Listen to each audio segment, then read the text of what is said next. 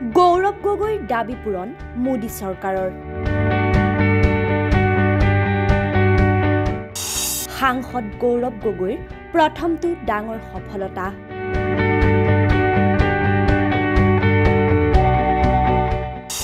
গৌৰৱ গগৈয়ে কি ভাল খবৰ দিলে অসমবাসীক। যোৰহাটৰ সাংসদ গৌৰৱ গগৈৰ প্ৰথমটো ডাঙৰ সফলতা। যোৰহাটৰ পৰা দিল্লীলৈ হ'ব পোনপটীয়া বিমান সেৱা। প্ৰতি সপ্তাহত 7খন বিমানেৰে সেৱা আগবঢ়াব স্পাইচ জেটে। বিৰোধী উপদলপতি গৌৰৱ গগৈৰ দাবী পূৰণ মোদী চৰকাৰৰ। অৱশেষত গৌৰৱ গগৈৰ দাবী পূৰণ হ'ল। ভাল খবৰ আহিল অসমলৈ। উৎফুল্লিত হৈ পৰিল ৰাজ্যবাসী।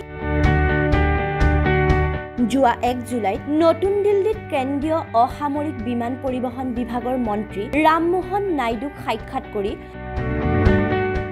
যোৰহাটৰ পৰা নতুন দিল্লীলৈ পোনপটীয়া দৈনিক বিমান যাত্ৰাৰ সেৱা আৰম্ভ কৰিবলৈ দাবী জনাই স্মাৰক পত্ৰ প্ৰদান কৰিছিল সাংসদ গৌৰৱ গগৈয়ে। ইয়াৰ জৰিয়তে যাত্ৰীসকলৰ সুবিধা হোৱাৰ লগতে অঞ্চলটো উন্নতমানৰ হ'ব বুলি প্ৰকাশ কৰিছিল সাংসদগৰাকীয়ে। অৱশেষত অন্ত পৰিল যোৰহাটবাসীৰ দীৰ্ঘদিনীয়া সমস্যা। সপোন পূৰণ হ'ল যোৰহাটবাসীৰ। যোৰহাটৰ সাংসদ হিচাপে গৌৰৱ গগৈৰ ডাঙৰ সফলতা। যোৰহাটৰ পৰা দিল্লীলৈ হ'ব বিমান পৰিবহণ সেৱা। আনুষ্ঠানিকভাৱে এখন স্মাৰক পত্ৰৰ জৰিয়তে ঘোষণা কৰিলে ৰামমোহন নাইডুৱে।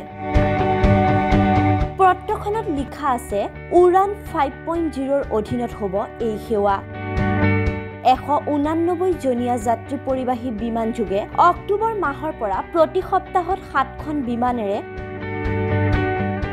সেৱা আগবঢ়াবলৈ স্পাইচ জেটক দায়িত্ব অৰ্পণ কৰিছে মোদী চৰকাৰে। ইয়াৰ পাছতেই আনন্দিত হৈ পৰিছে ৰাজ্যবাসী। বহুদিনীয়া সপোন যেন পূৰণ হ'ল যোৰহাটবাসীক। সকলোৱে ধন্যবাদ জনালে সাংসদ গৌৰৱ গগৈক। News desk report DS News 24/7।